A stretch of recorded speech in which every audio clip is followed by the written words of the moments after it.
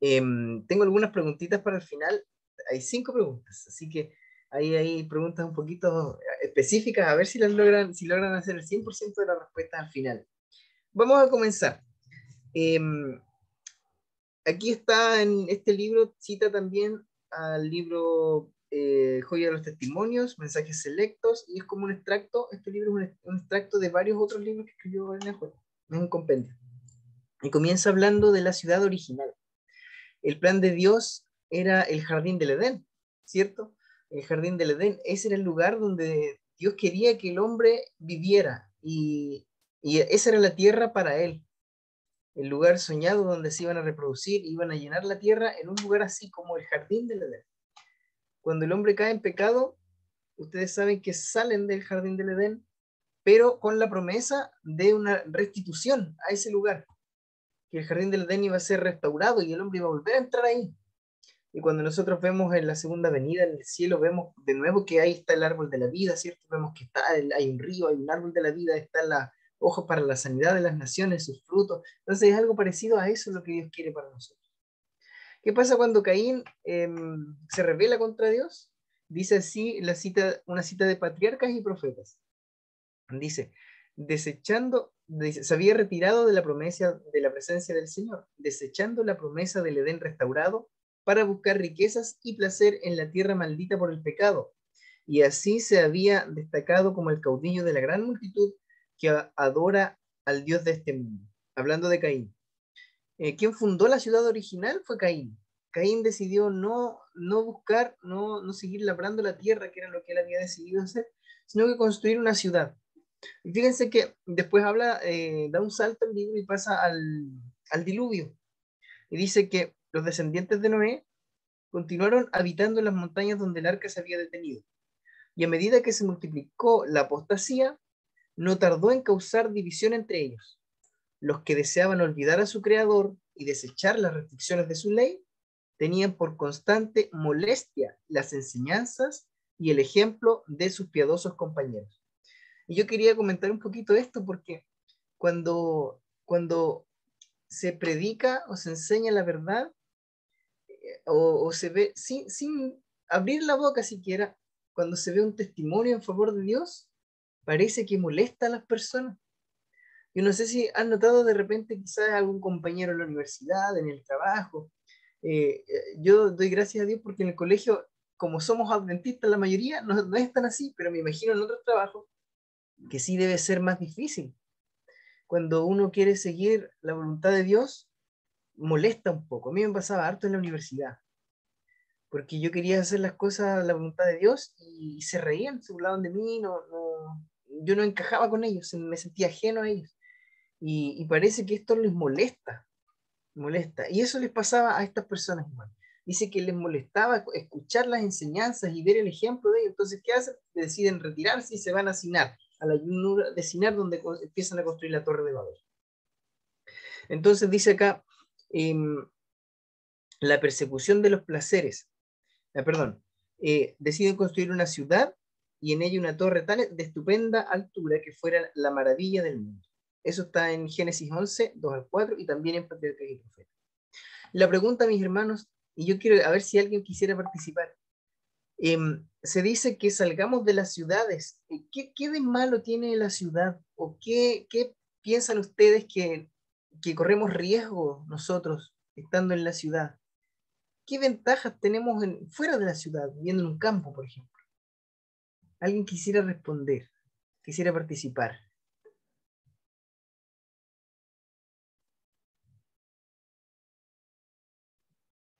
Una conexión más íntima con el Señor, como lo hacía Enoch, como lo hacía Juan el Bautista cuando se retiró al desierto. Muy bien, gracias Alfonso por tu respuesta. Y justamente una conexión más íntima en el campo con la naturaleza. Hermanita Sandra levantó la mano, igual quería decir algo.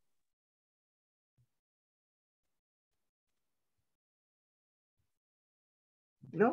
Sí, ahora me escucha.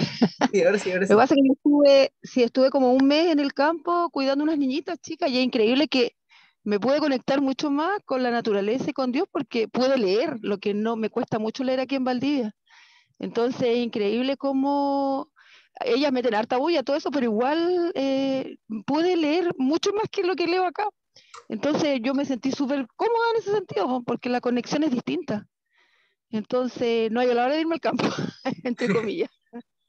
Muchas gracias. Así Ahí que apoyando, ¿cierto? Que el campo es mucho más fácil la conexión con Dios. Aline también tiene la manito levantada. Bueno, también ayuda a nuestra salud. El aire puro, el sol, el trabajo con la tierra está comprobado que son potentes antidepresivos, así que también fortalece nuestro cuerpo. Muchas gracias. También ayuda a nuestra salud y fortalece nuestro cuerpo. Entre tantas otras cosas, ¿cierto? Cuando vamos al campo, de hecho, salir y ya no ver un poste con luz, sino que ver las estrellas, cambia tanto, ¿cierto? Uno se siente pequeño y es como inevitable pensar en Dios. Esta es la creación de Dios y nos sentimos a veces pequeños. Y es impresionante cómo estar cerca de la naturaleza nos acerca también a Dios. Y si Dios tenía un jardín, imagínense estar todo el tiempo más fácil conectarse con el Señor. Las ciudades llenas de cemento que destruyen el medio ambiente, las emisiones de gases, todo eso afecta. Pero miren lo que dice la cita en Palabras de Vida del Gran Maestro, hablando de las ciudades. La persecución de los placeres y las diversiones se centraliza en las ciudades. En las ciudades se persiguen los placeres, dice acá. O sea, uno piensa en uno y en satisfacer sus deseos. Y eso se potencia en las ciudades. Muchos padres se establecen en la ciudad con sus hijos pensando en darles mayores ventajas. Se desilusionan y demasiado tarde se arrepienten de su terrible error. Y acá dice, las ciudades de nuestros días se están volviendo rápidamente como Sodoma y Gomorra.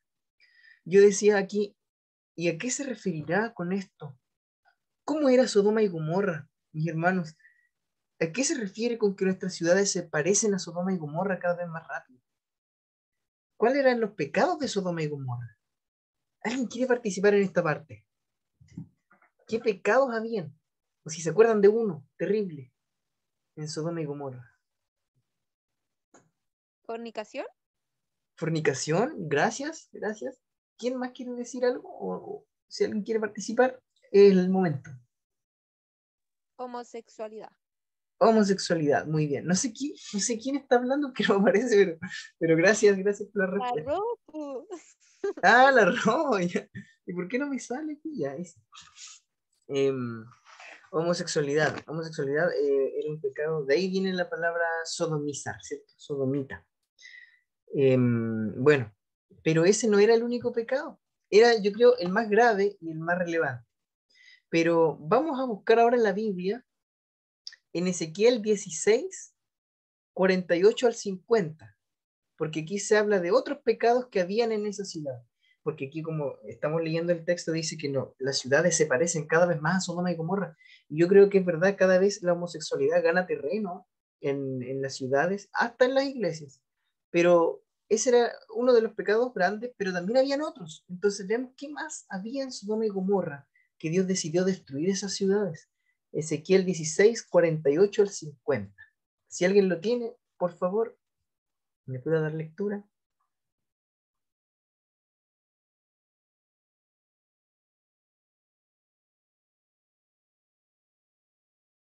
Ezequiel 16, 48 al 50. ¿Alguien lo tiene?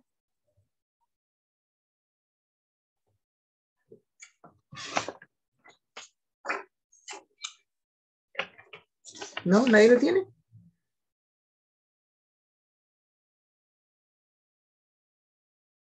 Yo Ya, lo yo lo leo. vi. Ah, ya, Benita Racita. Dice, estaba esperando a ver si alguien.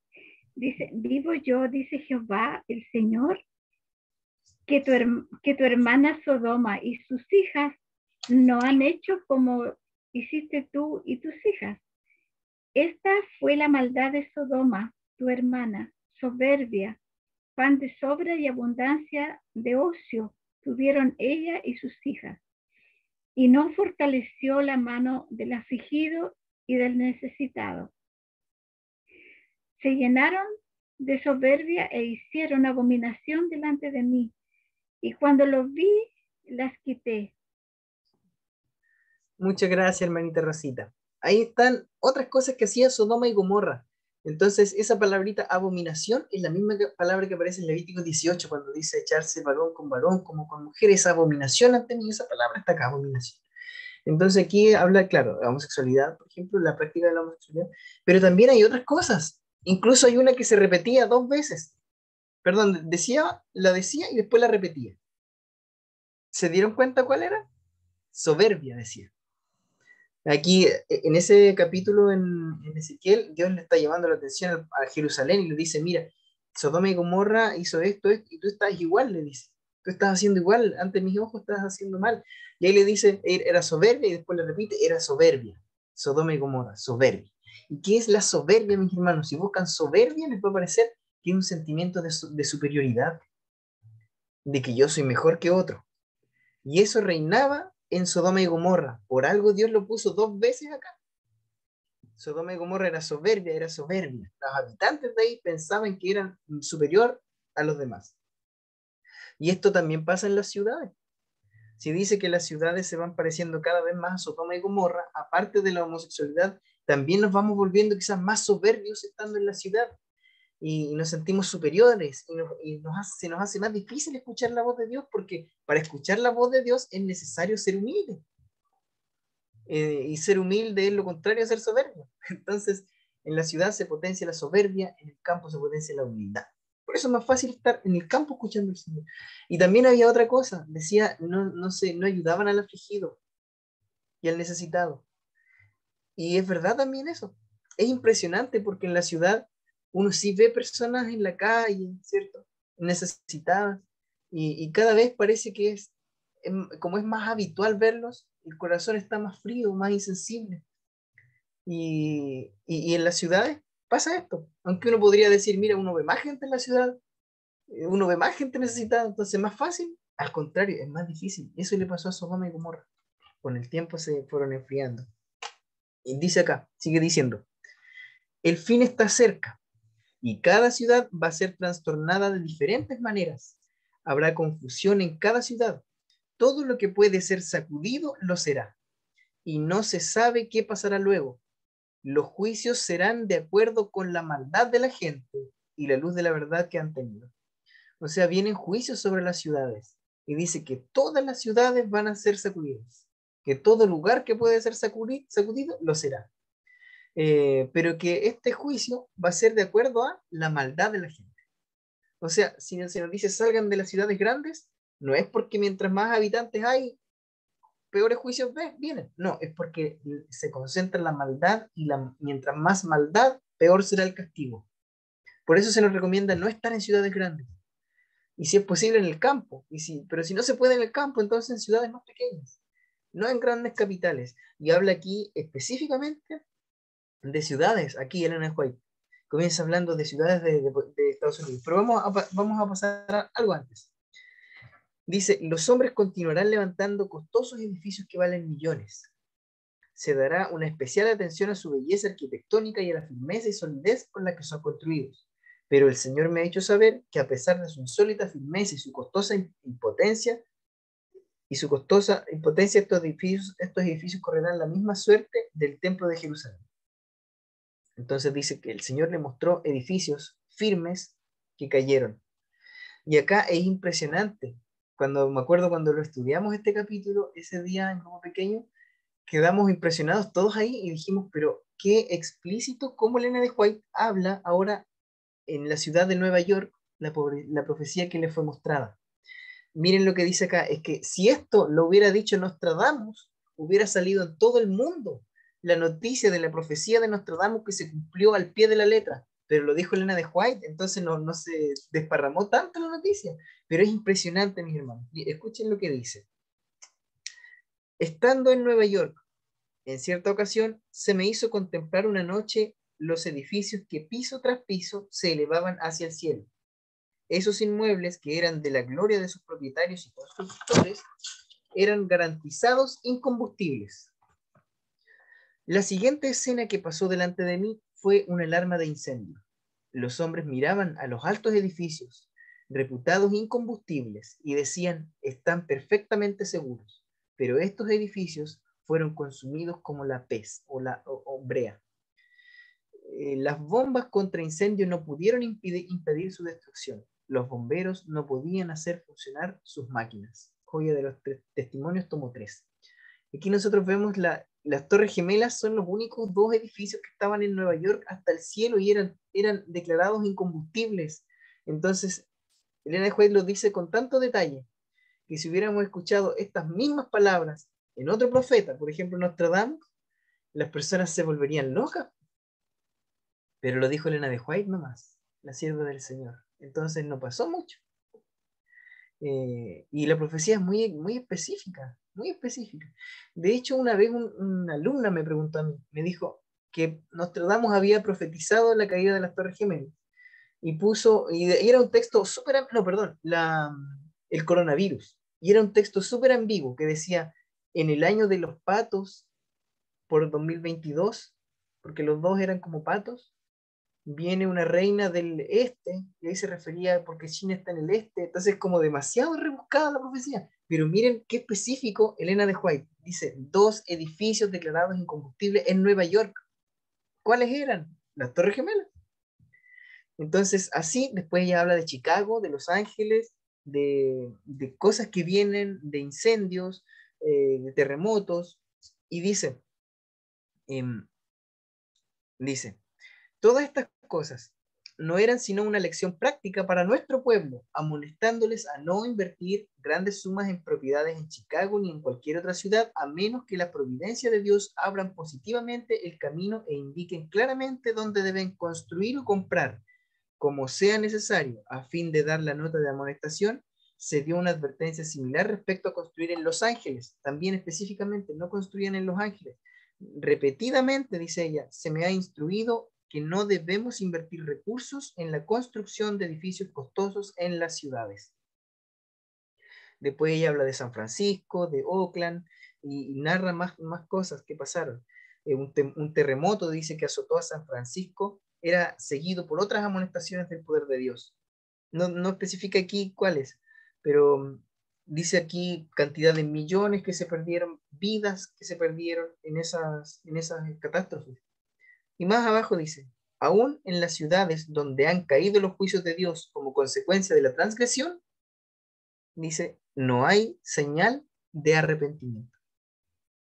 O sea, en las ciudades cayeron los juicios de Dios. Y aquí uno podría decir, pero mira, si ya hubo un terremoto y ya pasó eso, ¿por qué el Señor sigue castigando la ciudad? Y acá está clarito, donde hubieron juicios de Dios como consecuencia de la transgresión, no hay señal de arrepentimiento. Y a mí esto me hizo recordar Apocalipsis, cuando viene la primera plaga, las úlceras. Dice Apocalipsis que mientras la gente está con las úlceras, después viene la segunda plaga, la tercera plaga, y en la quinta, cuando hay oscuridad, está todo oscuro, las personas que todavía están con las úlceras, porque las plagas se van acumulando, maldicen a Dios. Maldicen a Dios. Arrepentimiento no hay. La gente no se arrepiente. Maldice a Dios aún en ese momento. Entonces, luego habla aquí de otras ciudades y que estos juicios son nada más que advertencias. El castigo final vendrá después. Para seguir aquí con este tema, había un lugar, déjenme ver si lo encuentro aquí, donde hablaba de otra cosa, otro tema. Acá está. Los sindicatos y las ciudades. Me costó un poquito hallar la conexión porque hace como un salto de las ciudades, habla de las personas ahora, pero de los institucionalidades, como cuando la gente se une, uniones laborales, y dice que eso es muy peligroso para el futuro. ¿Y saben qué? Miren, voy a leerlo primero y después lo comentamos. Dice, las uniones laborales constituirán una de las agencias que traerán sobre la tierra un tiempo de angustia como nunca ha habido desde que el mundo fue creado. Las uniones laborales, dice eso, constituirán este peligro para los hijos de Dios, peligro de tiempo de angustia. ¿Y cómo será que los trabajadores que se unen y los sindicatos que se crean y las instituciones que se crean traerán angustia ante los ojos de Dios? ¿Cómo va a ser esto posible? Mire, dice, se formarán gremios de obreros y los que rehúsen unirse a ellos serán hombres marcados. Dice nuestra hermana Elizabeth, también lo leí y me llamó mucho la atención. ¿Cierto que llama la atención? Si quieren comentar, escríbanos, yo aquí voy leyendo y vamos comentando. Si quieren comentar alguna cosita ahí del tema. Y miren lo que dice aquí al final. A causa de estas uniones y confederaciones, muy pronto será muy difícil para nuestras instituciones llevar a cabo su obra en las ciudades. Mi advertencia es: salid de las ciudades, no edifiquéis sanatorios en las ciudades. Ella dice eso, no edifiquen sanatorios en las ciudades, dice ella. Se aproxima rápidamente el tiempo cuando el poder controlador de las uniones laborales será muy opresivo. Y saben que esta es una opinión personal, porque no lo dice textual. Yo personalmente, Rodrigo, pienso que a ver, en un momento cuando la ley de Dios era el estandarte o lo que pasaba en el mundo era de parte de Dios, y se cambia de paradigma, ya no es la ley de Dios lo que hay que proteger, sino que son los derechos humanos que nacen allá en Francia, y el cuidar los derechos humanos es lo que ha hecho que las libertades del grupo de personas se vayan limitando. Por ejemplo, cuando se dice vamos a cuidar el derecho de la mujer sobre su cuerpo, es un derecho de la mujer, pero estamos destruyendo una vida por otro lado, un bebé que es una vida humana. Entonces yo creo, y esto se transforma en leyes y se transforman en institucionalidades. Hay clínicas abortistas millonarias ganando con esto. Pero detrás de eso, ¿qué hay? Derechos humanos, instituciones de derechos humanos de varios países, la ONG, todo esto, la OMS, todos involucrados, todos unidos en el mundo. Entonces yo veo esto como cada vez hacer más difícil la predicación. ¿Se han escuchado sobre el discurso de odio? Si uno dice, por ejemplo, a ver, nuestras ciudades se van acercando a Sodoma y Gomorra, es cada vez más fácil en la práctica de la homosexualidad. Entonces, el predicar, el decir eso, Dios no está de acuerdo con la homosexualidad, y no estoy hablando de atacar a una persona, estoy hablando de no aceptar la idea dentro de la iglesia. Y esto se habla como un discurso de odio. Tú sientes odio porque tú predicas eso. Tú dices que a Dios no le gusta eso, entonces tú eres una persona que odia. Eso es lo que hoy día se dice. Cuando había un bus de la diversidad, ¿cierto? De colores, y después venía otro bus que decía, los niños tienen pene y las mujeres vagina. Decían dos cosas, o eres hombre o eres mujer. Ese le pusieron el bus del odio. Entonces, decir las cosas que a Dios no le agradan, se tacha, se tilda como un discurso de odio. Y creo que estas institucionalidades así nos van a hacer cada vez más difícil predicar en las ciudades. También hay problemas en las escuelas. ¿Qué va a pasar cuando, y ha pasado ya, un alumno llega con falda? Que hay que tener un baño para él, hay que hacer por ley, y eso turba y entorpece la predicación y hablar con sinceridad de lo que dice la Biblia. Entonces, todas estas cosas, mis hermanos, el cuidado de los derechos humanos, es también lo que nos trae para el tiempo futuro, sobre todo, mucho peligro, mucho peligro. Dice aquí, la oscuridad espiritual que cubre todo el mundo se intensifica en los centros congestionados de población. Mientras más población hay, se potencia más la maldad, y eso es peligroso. Por eso se nos recomienda salir de las grandes ciudades. Y miren, ahora hablando de eso, que hay que salir, dice al final de este párrafo, dice, aún entre los descuidados e indiferentes hay muchos cuya atención puede ser atraída. Aún en ellos que están descuidados, que están en las ciudades, todavía hay muchos a los que pueden llamar su atención. Entonces uno dice, pero ¿cómo me voy a salir de la ciudad entonces si me dice también que hay muchos a que yo puedo llamar la atención de ellos en las grandes ciudades? ¿Cómo me voy a ir? Y dice, ¿cómo también? Dice, hay muchos cuya atención puede ser atraída por una revelación del amor de Dios hacia el alma humana. O sea, cuando ellos vean el amor de Dios hacia ellos, sí llama su atención. Sí llama su atención. Por eso el testimonio es tan importante, porque a aquellas personas no vas a llegar con doctrina. a aquellas personas no vas a llegar con profecías, pero sí con el testimonio de la vida, cuando te conozcan, cuando te vean, con el testimonio de vida, a ellos vas a llegar así, de esa forma. A otros no, otras personas buscan entender, buscan comprender, entonces a ellos llegas con la verdad. Y cuando llega esta persona, y cuando llega con el testimonio de la iglesia, igual es necesario que estudien la Biblia, porque es necesario que sepan las cosas. Ahora, dice, ahora debe proclamarse el mensaje del tercer ángel, no solo en tierras distantes, sino también en lugares descuidados que están cerca, donde moran multitudes, que no han sido amonestadas ni salvadas. Nuestras ciudades en todas partes necesitan siervos de Dios que hagan una labor ferviente y entusiasta. Entonces dice ahora, parece como que cambia un poquito el chip y dice, en las ciudades tienen que predicar, porque hay mucha gente que necesita, eso dice. Y uno dice, entonces, ¿cómo lo hacemos? ¿Nos vamos o no nos vamos? ¿Qué hacemos? ¿Nos quedamos? ¿Nos vamos? Dice, está aumentando la maldad en nuestras ciudades y cada vez resulta más evidente que aquellos que permanecen en ellas innecesariamente arriesgan la salvación de su alma.